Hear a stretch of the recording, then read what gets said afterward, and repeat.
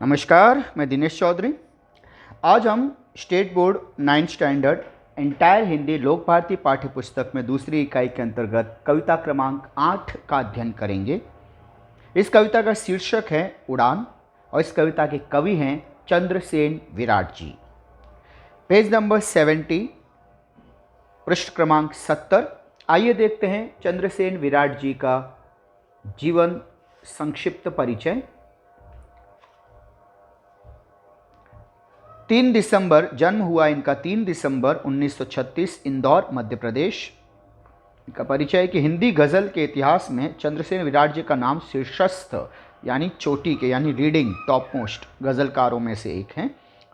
आपने नवगीतों और गज़लों से मिली जुली मुक्तिकाओं में आम आदमी के जीवन को गहराई से देखा है। प्रमुख कृतियाँ मेहंदी रची हथेली, स्वर के सोपान, मिट्टी मेरे देश की, धार के विपरीत आदि गीत संग्रह हैं। आस्था के अमलतास, कचनार की टहनी, न्याय कर मेरे समय आदि गज़ल संग्रह। कुछ पलाश, कुछ पाटल, कुछ सपने, कुछ सच आदि मुक्तक संग्रह।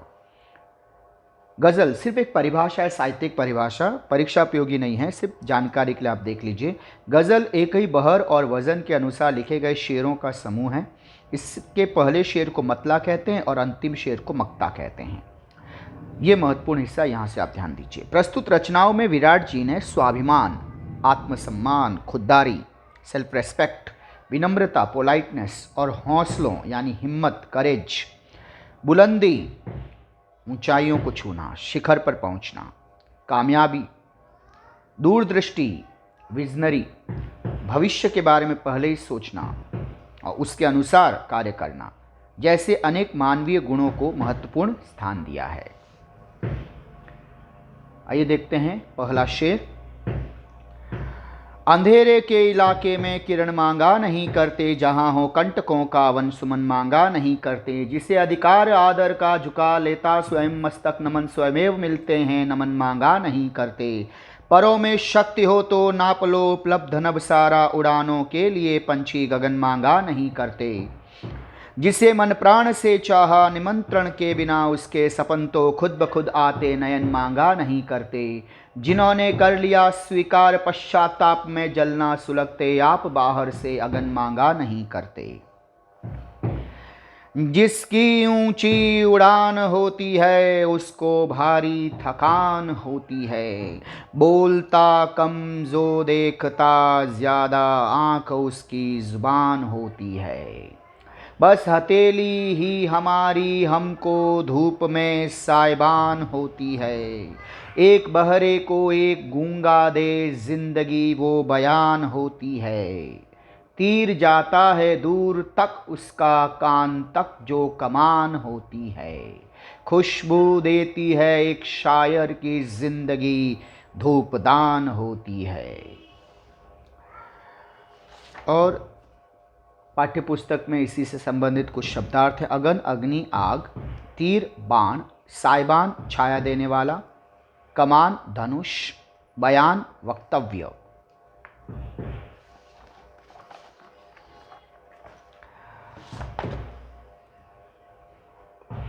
प्रस्तुत गजलों के माध्यम से चंद्रसेन जी ने मानवीय गुणों को प्रेरणा दी है। विनम्रता, ऊंचे लक्ष्य, स्वाभिमान, दूरदर्शिता, परोपकार, दूसरों की भलाई करना, अपनी गलतियों को सुधारने के प्रयास आदि ऐसे गुण हैं जो हमारे व्यक्तित्व को विकास देते हैं, निखारते हैं। अब देखते हैं पहला शेर। अंधेरे के इलाके में, अगर पूरा क्षेत्र अंधेरे से भरा हुआ है, अज्ञान से भरा है, करीबी से भरा है, दुख तकलीफ से भरा है, तो वहाँ पर किरण नहीं मांगते। किरण, उम्मीदें, खुशियाँ, सुख। तो अंधेरे के क्षेत्र में किरण मांगने से उजाला फैलेगा नहीं, उसके लिए आपको प्रयास करना पड़ता है। सिर्फ कोसते रहने से, रोते रहने से सुख नहीं आता है, खुशियाँ नहीं आती है। अधिकार सिर्फ मांगने भर से मिलता नहीं है। गजलकार कहते हैं कि जहां हो कंटकों का वन, कंटक कांटे, कांटों का वन, पूरा जंगल ही कांटों भरा है, तो ऐसे जंगल से गुजरते हुए स्वाभाविक है हमारा सामना कांटों से होगा। वहां पर आप चाहें तो भी फूल आपको मिलेंगे नहीं, सुमन, पुष्प, फूल। सुमन मांगा नहीं करते। हाँ, असंभव कुछ नहीं है। आप अपनी मेहनत से वहाँ पे फुलवारी लगा सकते हैं, लेकिन उसके लिए आपको उन कांटों से दो चार होना होगा, उन कांटों को साफ करना होगा। बिना उन कांटों से गुजरे वहाँ पे फुलवारी, फूलों को आप पाएं, यह असंभव है। तो सिर्फ शिकायत ना करें, कुछ क्रिएटिव, कुछ रचनात्मक कार्य करके आप विपरीत से विपरीत हालात को अनुकूल बना सकते हैं, अपने योग्य बना सकते हैं। आइए देखते हैं इसका भावार्थ। कवि कहते हैं कि जब व्यक्ति अंधेरे क्षेत्र में हो तो वहाँ प्रकाश की किरण मांगने से कोई लाभ नहीं, क्योंकि वहाँ प्रकाश होगा ही नहीं। इसी तरह जब हम कांटों के वन में हों तो वहाँ फूलों की आशा करना या फूल मांगना व्यर्थ है, बेकार है, क्योंकि वहाँ फूल मिल ही नहीं सकते। देखते हैं शेर क्रमांक 2। जिसे अधिकार आदर का झुका लेता, स्वयं मस्तक नमन स्वयमेव मिलते हैं, नमन मांगा नहीं करते। जो अधिकारी है आदर का, जो आदर के योग्य है, इसके बावजूद उनके ऐसे व्यक्तियों में, ऐसे महापुरुषों में, ऐसे महान लोगों में एक विनम्रता का गुण होता है। वे अपने सामने लोगों को झुकाने में अपना बड़प्पन नहीं महसूस करते, बल्कि वे स्वयं खुद अपना मस्तक, अपना सिर दूसरों के सम्मान में, दूसरों के सामने विनम्रता से झुकाते हैं, अभिवादन करते हैं, सम्मान देते हैं। ऐसे लोगों को नमन, आदर, सम्मान स्वयमेव, खुद ब खुद, अपने आप मिलते हैं, नमन मांगा नहीं करते। आदर मांगकर प्राप्त नहीं किया जाता है।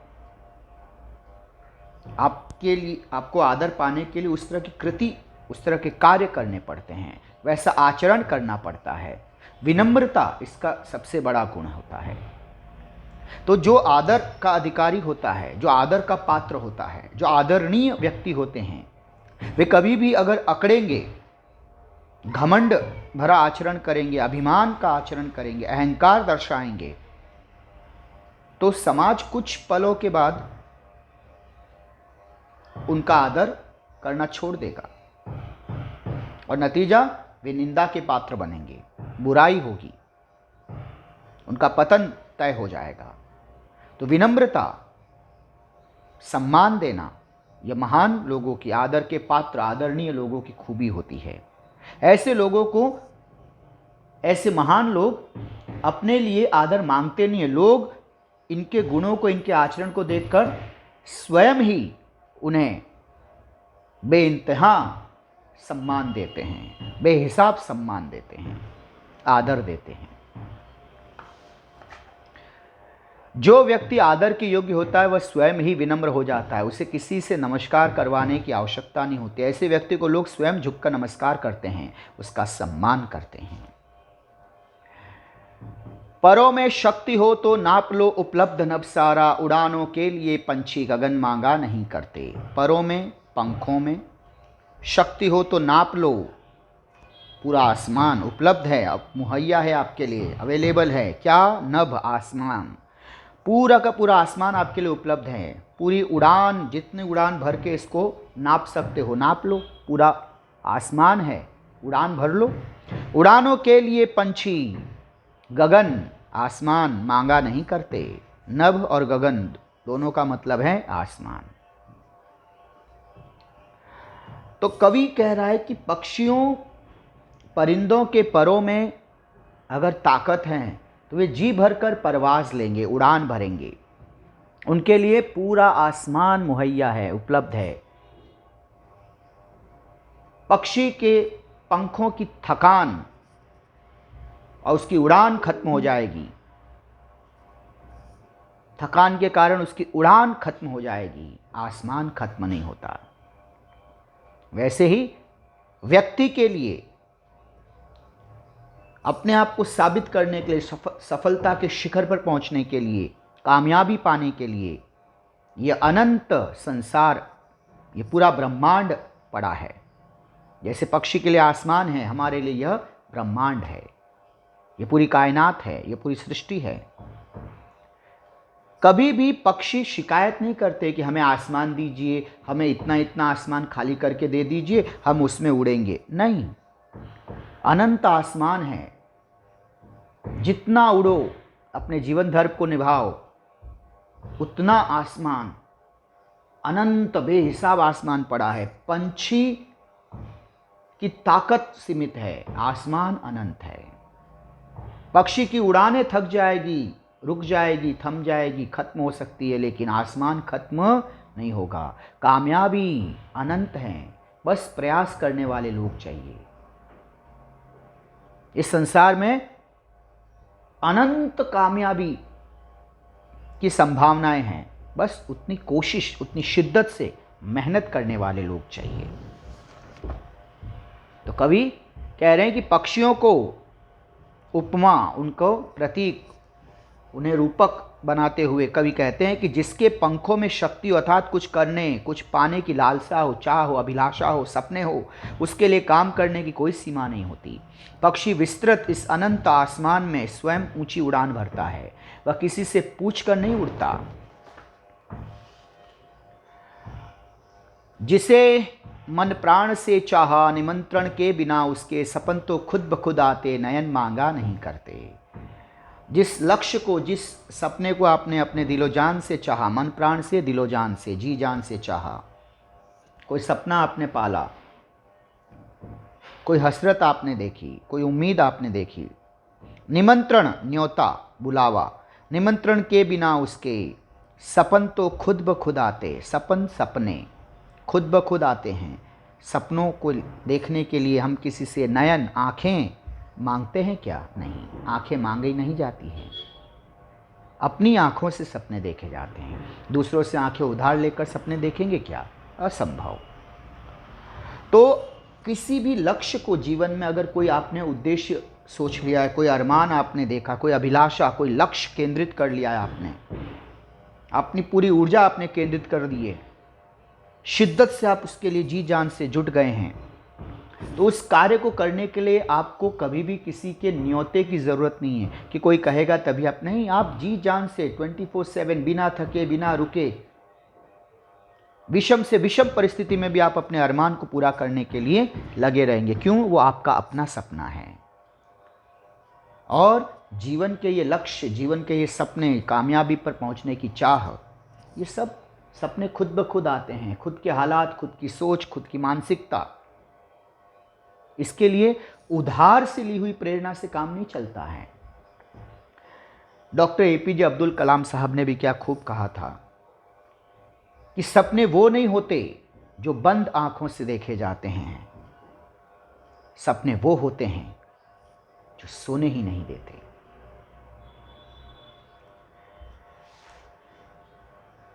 जिससे हम बहुत अधिक चाहते हैं, बहुत प्यार करते हैं, हमें उसके सपनों को निमंत्रण देने की आवश्यकता नहीं होती। उसके सपने स्वयं हमारी आंखों में स्थान पा लेते हैं, उसकी याद हमारे दिल में रहती है। अब देखिए, एक अंतिम गज़ल है, शेर है। जिन्होंने कर लिया स्वीकार पश्चाताप में जलना, सुलगते आप बाहर से अगन मांगा नहीं करते। इंसान गलतियों का पुतला है, हाड़ मांस का पुतला। इंसान गलती करेगा, गलती करना उसकी फितरत है। गलती ना करे तो भगवान ना हो जाए। गलती करना गलत नहीं है, गलती करने के बाद उसे समझना, महसूस करना, स्वीकार करना और उसे फिर से न करने का प्रण लेना, यह मनुष्यता है। कई बार कुछ ऐसी गलतियां हो जाती है कि उसके अपराध बोध से, उसके गिल्ट में, अपराध बोध में मनुष्य आजीवन रहता है, पश्चाताप में जलता है। और पश्चाताप की अग्नि में जलता हुआ, खुद को कसूरवार मानते हुए, दोषी मानते हुए पश्चाताप करना, पछतावा करना, पछतावे का एक सच्चा आंसू सारे पाप से आपको निष्कलंक कर देता है, बेदाग कर देता है, पावन कर देता है। आपकी पाकीज़गी का सबूत है आपका प्रायश्चित का, पछतावे का एक सच्चा आंसू। और ये अपराध बोध, ये पछतावे का, ये पश्चाताप की आग में सुलगना, धीरे धीरे जलना, यह मन में जो पश्चाताप का, जो पछतावे की जलन होती है, जो वेदना होती है, वह अगन, वह पछतावे की आग कहीं बाहर से नहीं ली जाती है, वह मन के भीतर होती है। यानी किसी चीज़ के प्रति, अगर आप किसी गलती के प्रति सॉरी फील करते हैं तो वह दिल से, मन से सॉरी होना चाहिए। अगर आप किसी बात के प्रति खुद को दोषी मानते हैं और प्रण करते हैं, पछतावा है आपको कि आप उसको फिर से नहीं दोहराएंगे, तो वह एक बार दिल से, मन से, सच्चे हृदय से वह महसूस होना चाहिए। अगर ढोंग दिखावे के लिए आप कर रहे हैं तो उसके लिए तो फिर बहाने हजारों हैं। जो लोग अपनी गलती जानकर उसे सुधारने के लिए पछतावा करते हैं, उन्हें बाहर किसी व्यक्ति द्वारा चेताने, सावधान करने की ज़रूरत नहीं होती है। उनके लिए वह प्रेरणा स्रोत स्वयं वे होते हैं। जिसकी जितनी ऊंची उड़ान होती है उसको भारी थकान होती है। जीवन में जो जितनी ऊंची कामयाबी पाना चाहता है तो हर एक चीज़ की कीमत चुकानी पड़ती है, उसको उतनी अधिक मेहनत करनी पड़ेगी। तो जीवन का बड़ा लक्ष्य आपको कुछ बड़ी थकान देगा। अगर आप ज़्यादा थकना नहीं चाहते तो फिर आपको छोटी मोटी कामयाबी से संतुष्ट रहना होगा। ये इसका मतलब है।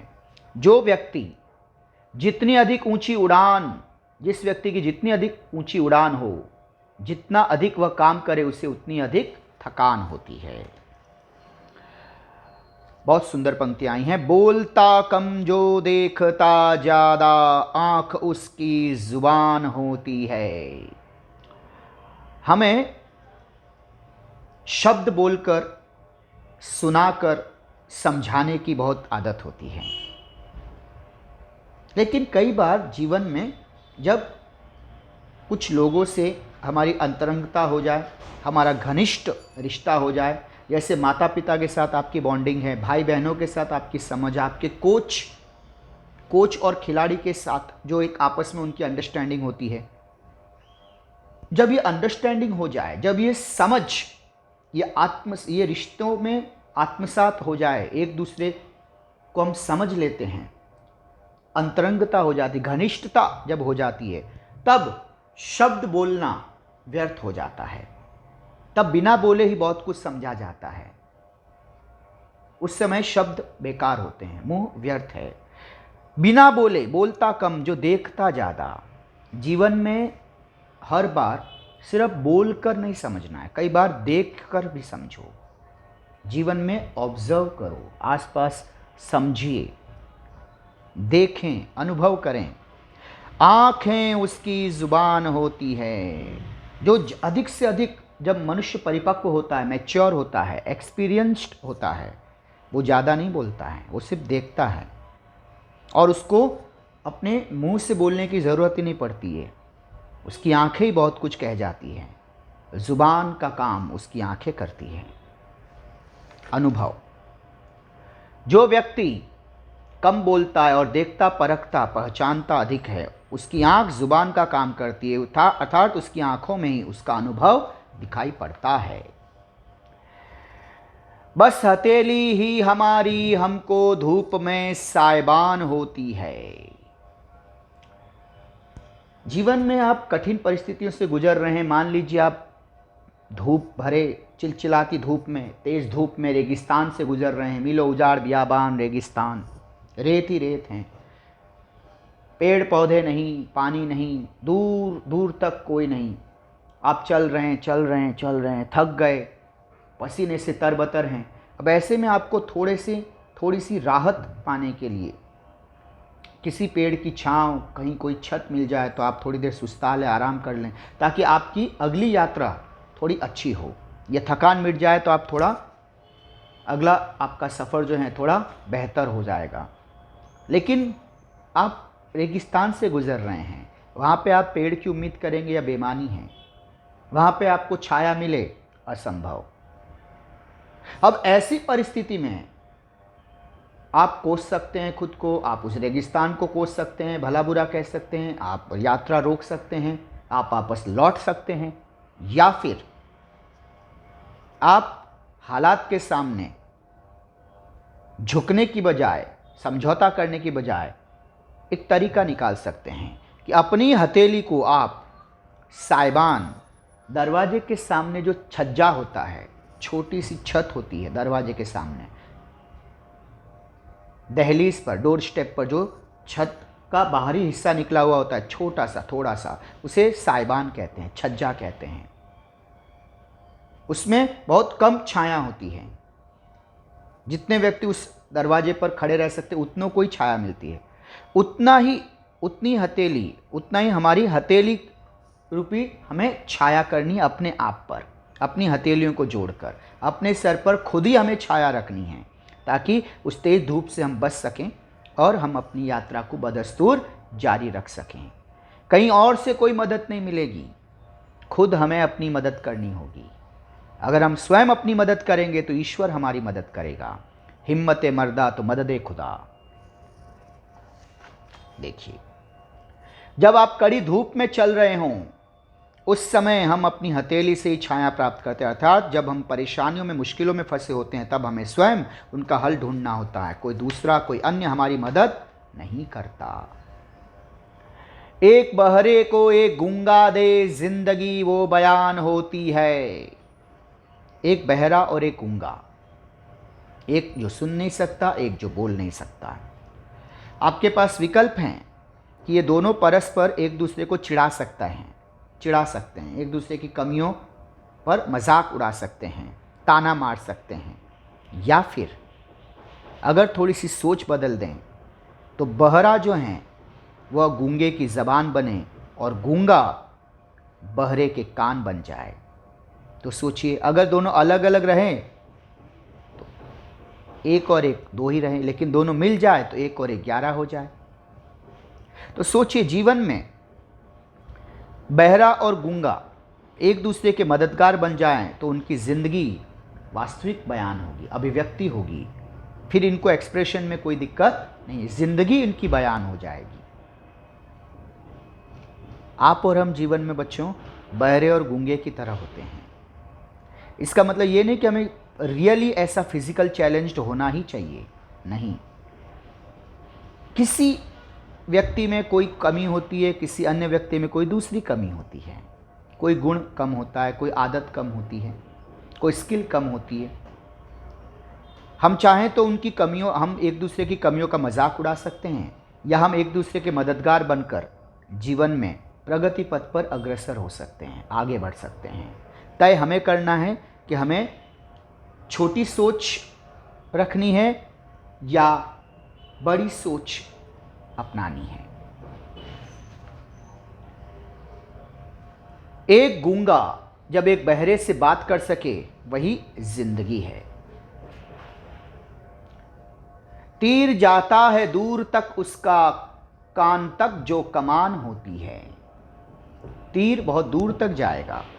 अगर धनुष की जो कमान होती है, जो बाण की कमान होती है, तीर कमान, प्रत्यंचा जो होती है, अगर उसे आप कान तक ले आएं, डोरी जो होती है बाण की, धनुष की जो डोरी होती है, कमान, प्रत्यंचा, वह आपके कान तक पहुंचे, यानी पूरा एफर्ट, फुल लेंथ, पूरी ताकत से आप अपना 100% झोंक दें किसी काम में, तो फिर कोई भी काम आपके लिए असंभव नहीं।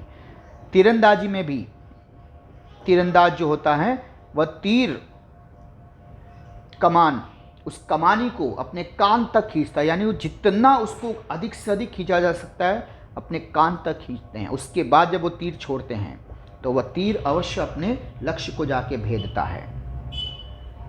इसी तरह से जीवन में कोई भी काम अगर हम करते हैं, उस कार्य को करने के वक्त अगर हम अपना 100% झोंक देते हैं, 100% अपनी मेहनत लगा देते हैं, अपना एफर्ट्स लगाते हैं, ये हो ही नहीं सकता कि हमने अपना 100% दिया है और हमें कामयाबी ना मिले, हमें इच्छित सफलता ना मिले, ये हो ही नहीं सकता। जो धनुर्धारी, धनुष चलाने वाले कान तक कमानी को, प्रत्यंचा को खींचते हैं, उसका तीर उतना ही दूर तक जाता है। अर्थात व्यक्ति अपना लक्ष्य जितना ऊंचा बनाता है उसकी उपलब्धि भी उतनी अधिक होती है। उपलब्धि, अचीवमेंट, सफलता। अंतिम देखते हैं। खुशबू देती है एक शायर की जिंदगी, धूपदान होती है। इसमें मूल शब्द है बू, उपसर्ग है खुश, खुशबू, सुगंध।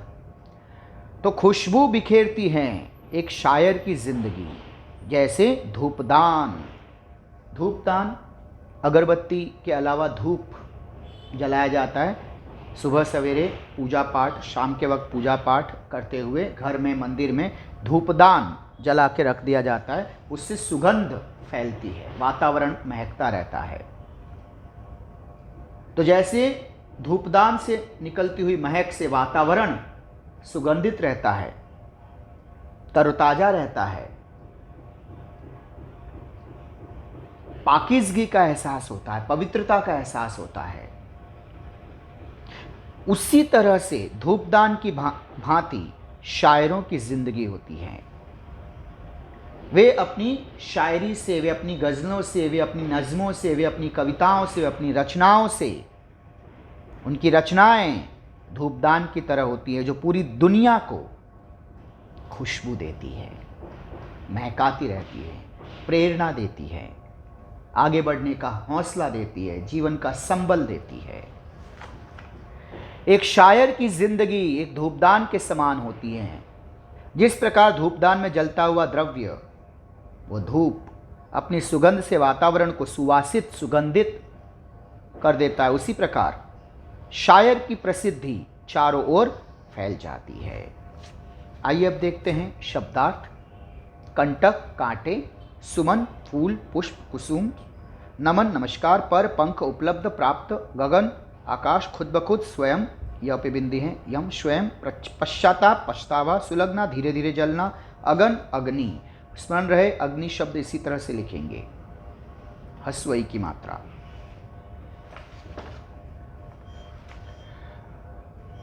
प्रश्न, कवि ने इन मानवीय गुणों की ओर संकेत किया है। कौन से मानवीय गुण? ह्यूमन वैल्यूज, आदर, शक्ति, स्पेलिंग याद रखें शक्ति, पश्चाताप, नमन। इसके बाद रिक्त स्थानों की पूर्ति। सुमन वहाँ मांगा नहीं करते जहाँ रिक्त स्थानों का वन हो, उत्तर है कंटकों। सुमन वहाँ मांगा नहीं करते जहाँ कंटकों का वन हो। जो स्वयं अपना मस्तक झुका लेता है उसे नमन रिक्त स्थान मिलते हैं, उत्तर है स्वयमेव। जो स्वयं अपना मस्तक झुका लेता है उसे नमन स्वयमेव मिलते हैं। अगला प्रश्न, जोड़ियां मिलानी है। कंटक सुमन, आदर नमन, पर उड़ान, सपन नयन। परों में शक्ति हो तो उपलब्ध नभ को नापना है। परों में शक्ति हो तो उपलब्ध नभ को नापना है, उपलब्ध जल को नापना है, भू को नापना है। तो सही विकल्प उपलब्ध नभ को नापना है। परों में शक्ति हो तो उपलब्ध नभ को नापना है। सुलगते आप बाहर से, तपन मांगा नहीं करते, अगन नहीं मांगा करते, बुझन नहीं मांगा करते। तो सही विकल्प है ब, अगन नहीं मांगा करते। सुलगते आप बाहर से, अगन नहीं मांगा करते। ऐसे शब्द ढूंढने हैं जिनके अर्थ निम्नलिखित शब्द हो, यानी कांटे, पंख, नमस्कार, फूल। ये अर्थ हैं। ये किनके अर्थ हैं? वो शब्द कविता में है। कंटक कांटे, कंटक, पंख पर, नमस्कार नमन, फूल सुमन। अंतिम 4 पंक्तियों का सरल अर्थ।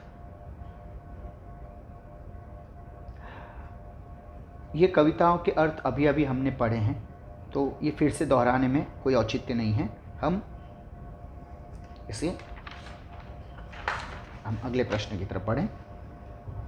जुबान भाषा, साइबान छज्जा, बयान वर्णन, धूपदान वह पात्र व बर्तन जिसमें धूप या सुगंधित द्रव्य जलाया जाता है। जिसकी ऊंची रिक्त स्थान होती है उसको भारी थकान होती है। तो विकल्प है कमान, उड़ान, साइबान। तो जिसकी ऊंची उड़ान होती है उसको भारी थकान होती है। खुशबू देती है एक शायर की जिंदगी, रिक्त स्थान होती है बयान, जुबान, धूपदान। तो सही विकल्प होगा धूपदान। खुशबू देती है एक शायर की जिंदगी, धूपदान होती है। सत्य है कि असत्य पहचानना है। बस छतरी ही हमको हमारी धूप में साइबान होती हैं, असत्य। एक बहरे को एक गूंगा दे जिंदगी वो बयान होती है, सत्य। तीर जाता है दूर तक उसका नाक तक जो कमान होती है, असत्य। बोलता कम जो देखता ज़्यादा आंख उसकी जुबान होती है, सत्य। इसको भारी थकान होती है, किसे? जिसकी ऊंची उड़ान होती है। उसकी आंख जुबान होती है, किसकी? जो बोलता कम और देखता ज़्यादा है। जोड़ियां मिलानी, शायर, धूपदान, तीर, कमान, हथेली, साइबान, उड़ान, थकान। लिंग पहचानो, जबान स्त्रीलिंग, खुशबू स्त्रीलिंग, धूप पुल्लिंग, तीर पुल्लिंग।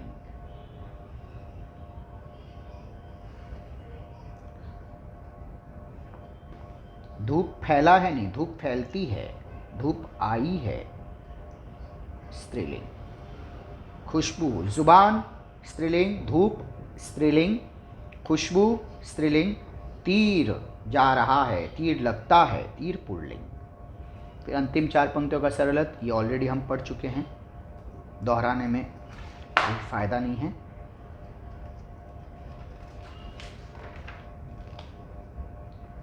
इससे बेहतर हम बेहतरीन प्रश्न की तरफ ध्यान दें, तो वह है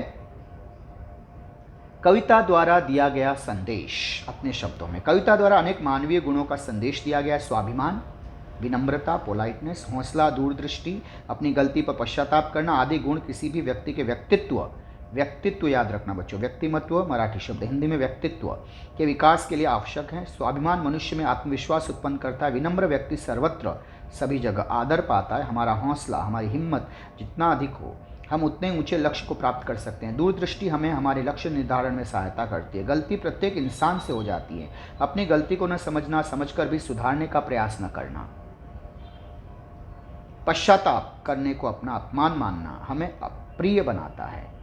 हमें अधिक से अधिक मानवीय गुण, ह्यूमन वैल्यूज़ का विकास करने का प्रयास करना चाहिए। विराम चिन्हों का नाम लिखना है। ये जो विराम चिन्ह, इसे अल्प विराम कहते हैं। न हूँ न हा, चुपचाप बैठ गया, योजक चिन्ह जिसे हाइफन कहते हैं।